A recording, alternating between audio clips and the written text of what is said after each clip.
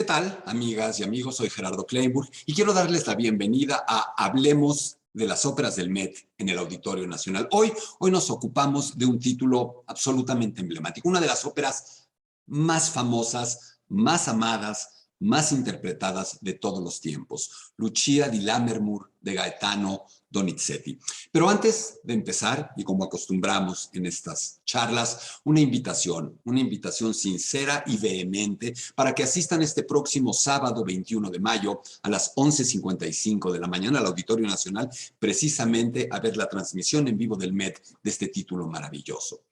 Pero además de los atractivos que puede haber en este título y de los que intentaremos hablar, intentaremos describir por qué es tan importante, por qué es tan querida, por qué es una obra maestra. Además de estos atractivos, decía yo, tenemos una noticia, tenemos una presencia absolutamente estelar.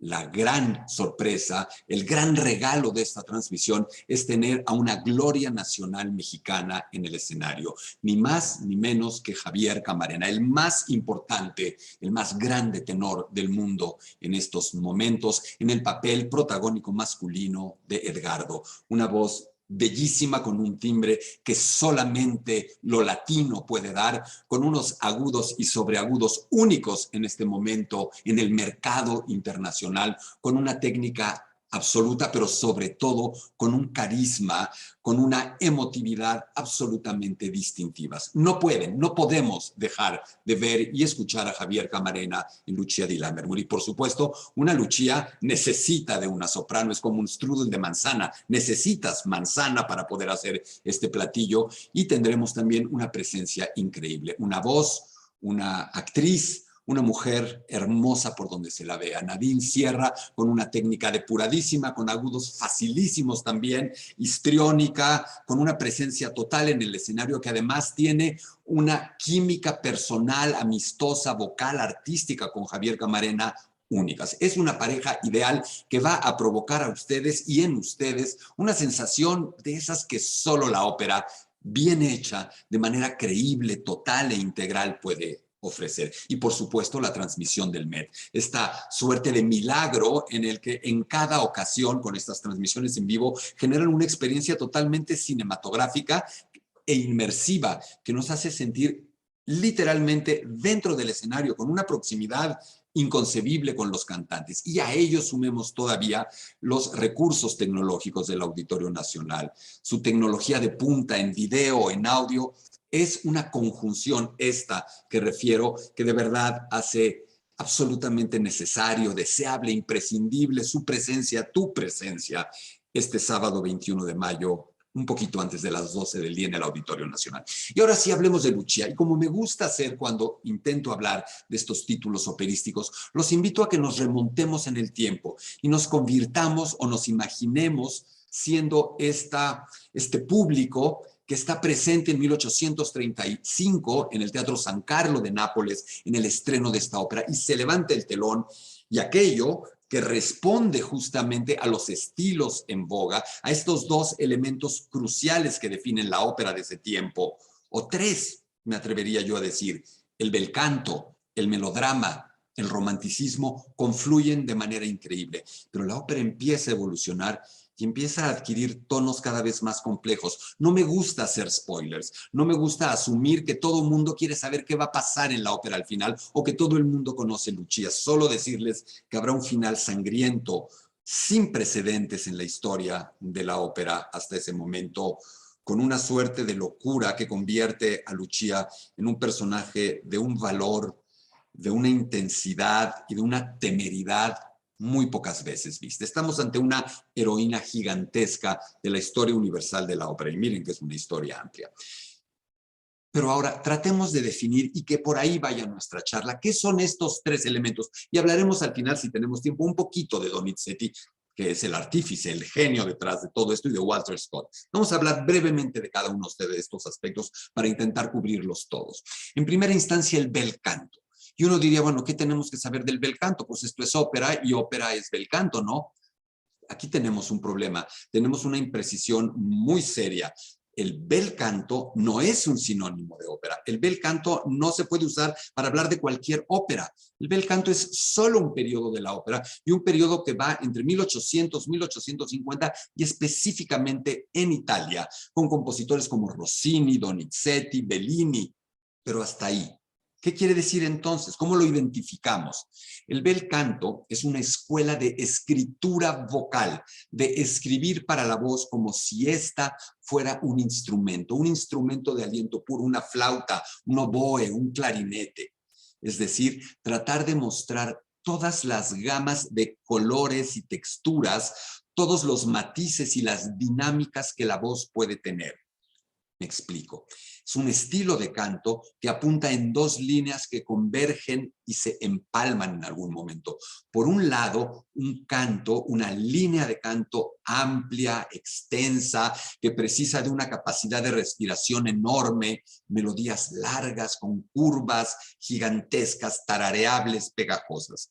Pero por el otro lado, el virtuosismo, la agilidad, la parafernalia, los arpegios, las escalas ascendentes, descendentes, los trinos, este trinar que convierte a este estilo casi en el canto de un ave, de un pajarillo.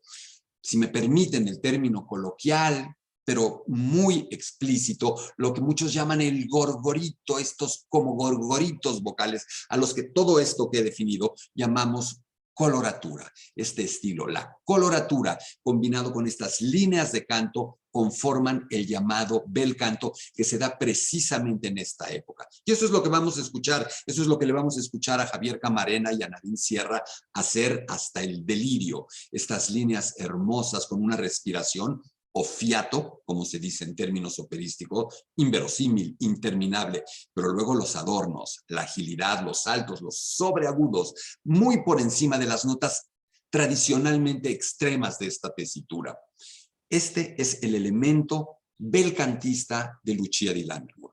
Por otro lado, comentamos que se trata también de una obra que responde a la idea de melodrama. ¿Qué es el melodrama? El melodrama es un estilo muy atractivo, también de ese periodo, de la primera mitad del siglo XIX, un estilo literario, dramático, teatral. Un estilo al que muchas veces se desprecia, se denuestra, se ridiculiza, se dice es algo meramente lacrimógeno y cursi. Hay que detenerse porque realmente no es exacto, y mucho menos cuando tenemos una obra maestra como esta. Cuando tenemos una obra maestra no hay nada de estos calificativos peyorativos que valga. El melodrama viene de la palabra melos, con música, y drama, acción, acción teatral. Quiere decir o se refiere a un estilo teatral originalmente que intentaba dirigirse principalmente a las emociones de los personajes y a la emoción del espectador, entablar un diálogo solo desde la emoción. Y esta emoción se reforzaba con música en los momentos más intensos. Cuando vemos una serie de televisión, cuando vemos una película y de pronto en un momento extremo se decide que el soundtrack, que la banda sonora aparezca con música muy intensa para referir el misterio, el amor, el dolor, la ilusión, la felicidad, la ternura. Esos momentos en los que la música entra para reforzar es lo que se llamaría melodrama. Así surge el melodrama. Y por supuesto, en la ópera, en la literatura, empieza también a tener las connotaciones de algo estrictamente emocional, que apela no a la racionalidad, no al análisis psicológico de los personajes, sino a su sensación inmediata. Todos tenemos en muchos momentos de nuestra vida episodios melodramáticos en los que la emoción nos gana y hay personalidades mucho más melodramáticas, mucho más instaladas en la noción emotiva del melodrama que otras, en contrapeso a lo que podríamos llamar racional. Por lo tanto, este elemento combinado con el bel canto genera además las dos características principales del romanticismo operístico peninsular italiano decimonónico. Romanticismo. Aquí también todo el mundo diría, bueno, pero todos entendemos que es romanticismo. También ahí hay que precisar porque también ahí hay malos entendidos. Romanticismo no es solamente hablar de historias de amor. Romanticismo no es solamente aludir a la emotividad. Romanticismo es una etapa importante de la historia de las artes en las que el creador, el individuo, se pone en el centro, en las que el creador se vuelve desde su emotividad el parámetro con el que todo se mide, el radar, la antena desde la cual se emite el mensaje. El romanticismo tiene que ver entonces también complementado con el melodrama, con lo referencial, lo autorreferencial emotivo. Y todo esto junto genera una bomba emotiva como Lucia di Lammermoor.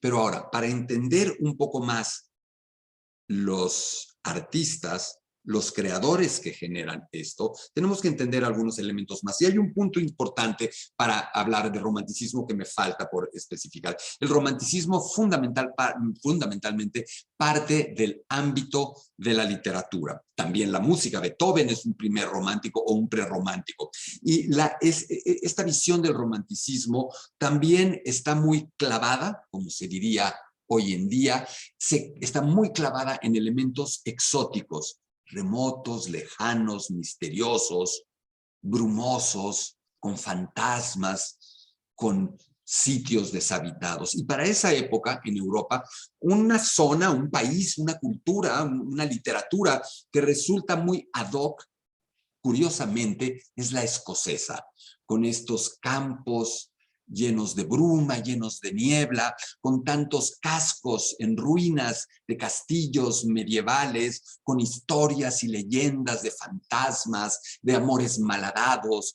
de asesinatos, de locura, de suicidios. Y precisamente uno de los escritores románticos por antonomasia en Europa de aquellos tiempos es escocés, Walter Scott.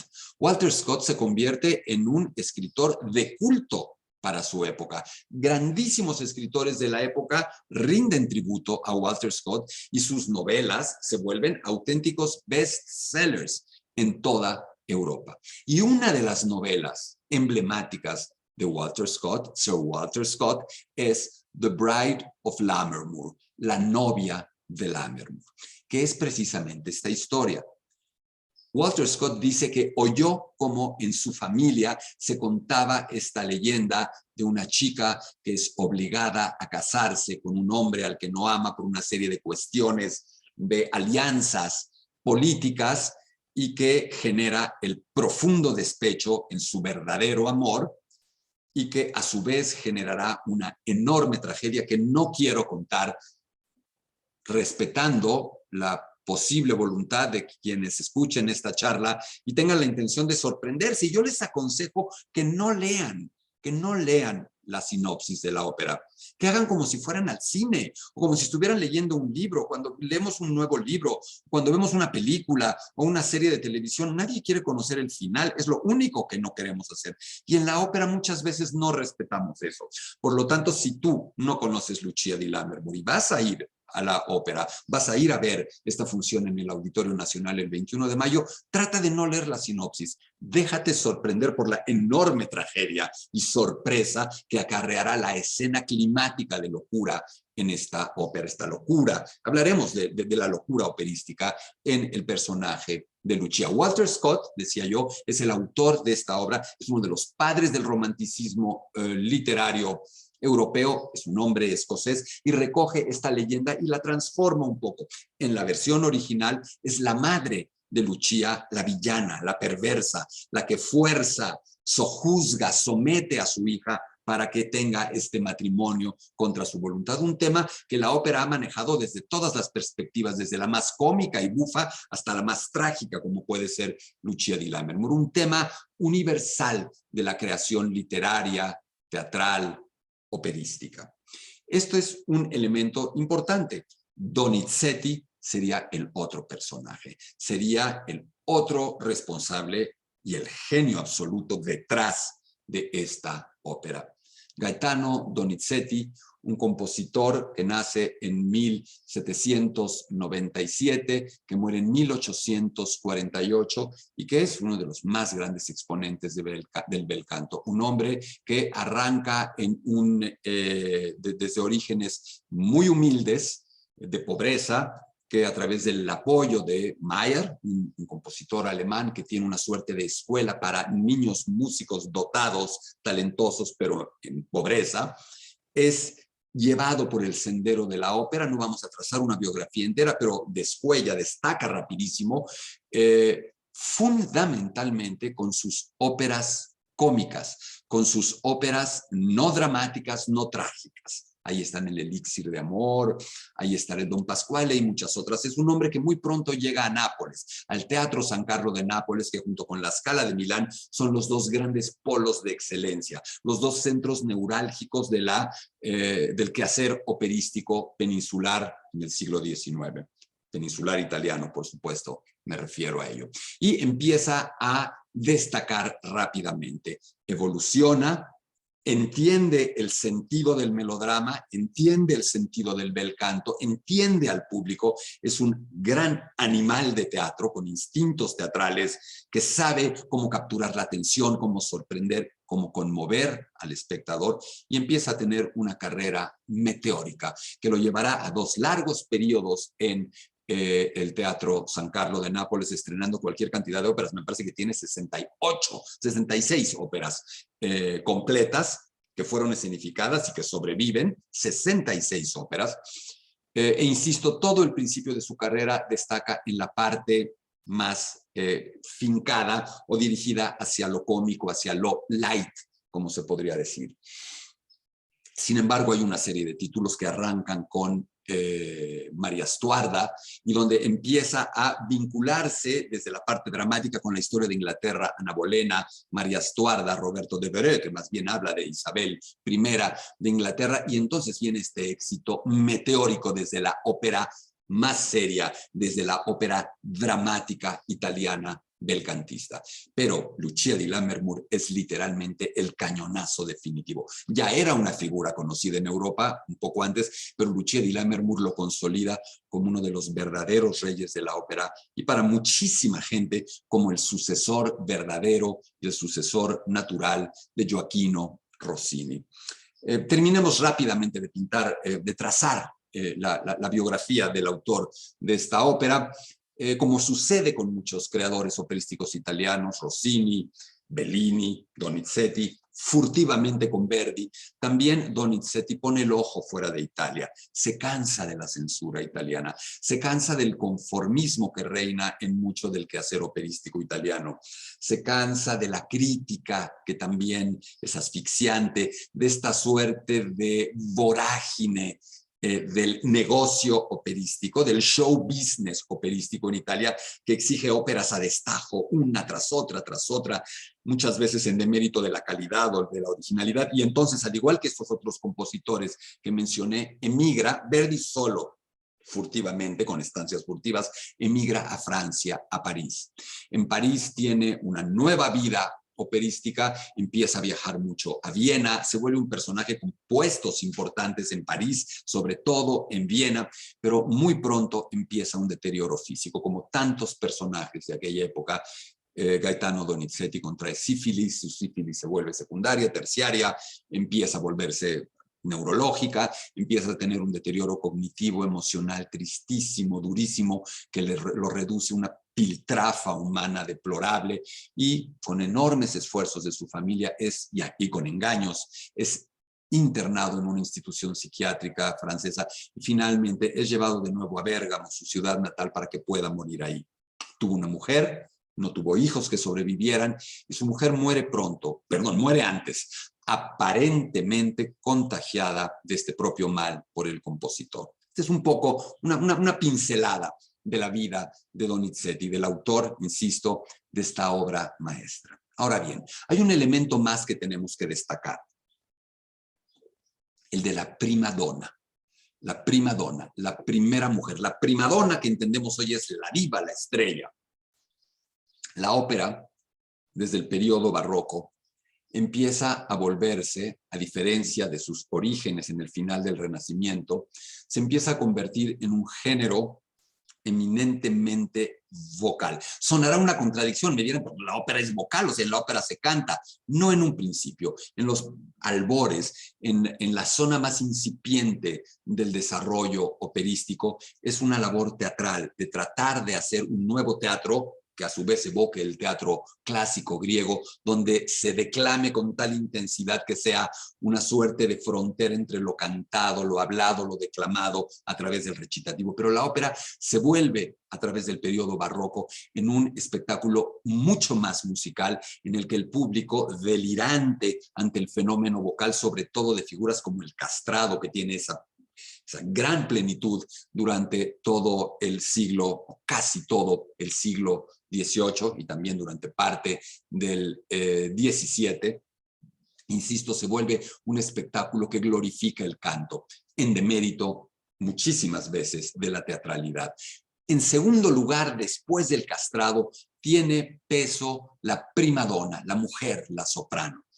Cuando por razones naturales lógicas se termina con esta práctica abominable, salvaje, bárbara de la castración con fines musicales, vocales de los chicos menores de edad que tienen talento vocal, la soprano empieza a quedar realmente como la reina del canto. Ya es también en este periodo con Rossini, Donizetti, Bellini, que el tenor empieza también a tener un grandísimo desarrollo y que también es una figura estelar, pero la soprano es la soprano. Y ahí están personajes como este de Donizetti, como está Lucia di Lammermoor. Es muy interesante hablar de la mujer, de la condición femenina desde Lucia di Lammermoor, en al menos 2 o 3 perspectivas. En primer lugar, estamos hablando ya de una época donde las grandes estrellas operísticas son mujeres. Y es un periodo y una sociedad donde la mujer no suele tener estos roles protagónicos, muy desafortunadamente, donde suele tener roles secundarios, sometidos, humillantes en muchas ocasiones. El canto operístico se convierte en la primera puerta, el primer vehículo a través del cual la mujer en Europa, la mujer en Italia puede ascender social, económicamente, empoderarse. Muy tristemente, por doloroso y agresivo que pueda sonar, ese único instrumento en algunos casos, en algunas culturas europeas, había sido la prostitución.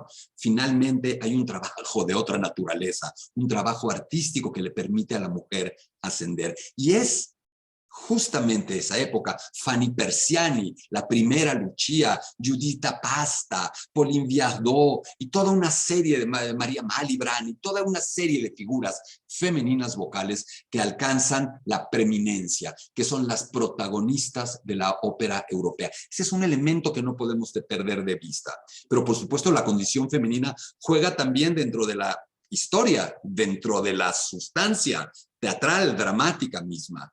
La chica que es obligada a casarse, la chica que es un peón del patriarcado para lograr ayudarle a sus fines políticos, militares, ambiciosos, machistas. En algún sentido, Lucia di Lammermoor es una de las grandes víctimas del sojuzgamiento de la condición femenina en la historia de la ópera. Pero miren ustedes este contraste. La nueva mujer europea empoderada, la soprano, interpreta ahora a la mujer. La novela de Walter Scott está originalmente planteada en el siglo XVII a esta mujer, insisto, sometida, abusada por el patriarcado. ¿No les parece que Lucia di Lammermoor es una historia que funciona hoy día? Es una historia vigente, es una historia de nuestro tiempo. Y esto me lleva al punto, o a uno de los puntos más importantes de esta breve charla. La producción que vamos a ver del Met, de Lucia di Lammermoor, es una de estas producciones que se suelen llamar modernas, anticonvencionales, y que a una parte del público operístico tradicional no gustan, irritan, les parecen provocadoras. Y creo que este último título es bueno, este último calificativo, provocadoras. Esta producción que vamos a ver es una producción traída a nuestro tiempo. Y es una producción que ha tenido un enorme éxito y un enorme reconocimiento por la crítica. Porque finalmente las óperas, las historias, las películas, los cuentos que nos contamos desde la literatura, desde la ficción, tienen que ver con las personas, tienen que ver con sus emociones, con sus sentimientos, con sus conflictos, con quiénes son. No tienen que ver exactamente con cómo están vestidas o con si tienen en la mano una pistola o un cuchillo o una espada, o si están en un castillo o en un penthouse modernísimo, súper lujoso. No. Y esto es lo que queda claro con Lucia. Lucia di Lammermoor tiene que ver con el melodrama, tiene que ver con el romanticismo, tiene que ver con la mujer, tiene que ver con esta idea que mencioné de la condición femenina, del patriarcado, tiene que ver con eso. Y por eso Lucia funciona contada desde hoy, porque indudablemente, a su manera, hay historias análogas que suceden todos los días que probablemente aparecen en la llamada nota roja de muchos periódicos del mundo hoy, desafortunadamente. Todo esto nos permite, en mi opinión, entender que tenemos un paquete irresistible en esta transmisión desde el Met de Nueva York que hará el Auditorio Nacional de Lucia di Lammermoor, en la que tendremos el canto llevado a la estratosfera, este bel canto específicamente que muestra la mayor habilidad, acrobacia, temple, arrojo vocal que puede tenerse en un escenario. Por otro lado, tenemos una historia romántica en el sentido puro de la emotividad como pocas. Por otro lado, tenemos un melodrama también en el mejor sentido, que apela solo y solo a la emoción, que va directo hacia nuestra emotividad sin pasar por nuestro razonamiento y que por eso tiene ese poder. Una historia sobre la mujer, una historia sobre esta mujer que tiene que llegar a un estado de locura. La locura se vuelve también un elemento muy recurrente en el bel canto, porque en la locura, en ese momento en el que un ser enloquece, ya no hay reglas, ya no hay normas, ya no hay nada establecido. Hay un delirio que puede ser perfectamente creativo, de inventiva. Por eso, tantas sopranos en la historia del bel canto italiano enloquecen para tener estas famosas escenas, arias de locura en las que la pirotecnia vocal, la coloratura se pueda llevar hasta sus últimas consecuencias. Y tenemos también en esta propuesta que les comento ofrece el Auditorio Nacional con su transmisión de Lucia di Lammermoor desde el Met, tenemos además a dos grandísimos cantantes de nuestro tiempo. Nadine Sierra, una de las Lucias referenciales en este momento en el mundo, que nos muestra que una soprano se puede ver bien, puede tener credibilidad escénica y puede tener una voz, un canto y una técnica superlativas. Todo eso junto con un carisma, un ángel muy particular de esta soprano. Y por el otro lado, Javier Camarena, un hombre, un orgullo mexicano que ha simple y llanamente conquistado el Everest,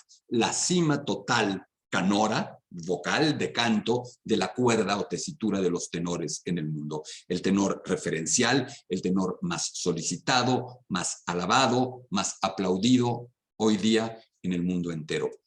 Un hecho que muestra y demuestra una vez más este extrañísimo, providencial fenómeno que es el canto operístico mexicano. No terminamos de entender por qué nuestro país da esta cantidad de cantantes superlativos como Javier Camarena, y hablo nada más en este momento de la cuerda de tenores, como Rolando Villazón, como Ramón Vargas, como Francisco Araiza, como Arturo Chacón Cruz, que están ahí, y barítonos como Jorge Daza, como Alfredo Daza, como Jorge Lagunes, y sopranos como María Catzaraba y Rebeca Olvera. Es decir, hay muy pocas disciplinas del arte y en general en la que los mexicanos destaquemos de esa manera, en ese número, en el mundo entero. Y Javier Camarena es acaso el gran embajador hoy día de este ejército de cantantes operísticos mexicanos, el capitán de ese barco que tiene también grandes estrellas. Así es que con esto dicho, me parece que es difícil resistirnos y que es una muy mala idea no ir al Auditorio Nacional este próximo sábado 21 de mayo a las 11:55 de la mañana. Hay que estar ahí, hay que ir a oír a Javier Camarena, hay que ir a verlo, hay que ir a ver a Nadine Sierra y sobre todo hay que ir a dejarse llevar por Gaetano Donizetti, Walter Scott y su Lucia di Lammermoor, uno de esos títulos que nos hace entender, como dijera el gran divulgador de la ópera mexicano, que en paz descanse, Rogelio Gómez, nos ayuda todo esto y una función como la que veremos del Met en el Auditorio Nacional nos ayuda, decía yo, a entender por qué se dice que la ópera es el espectáculo sin límites. De verdad, vayan, puede realmente ser una experiencia que les cambie la vida. Soy Gerardo Kleinburg y agradezco su atención. Hasta la próxima.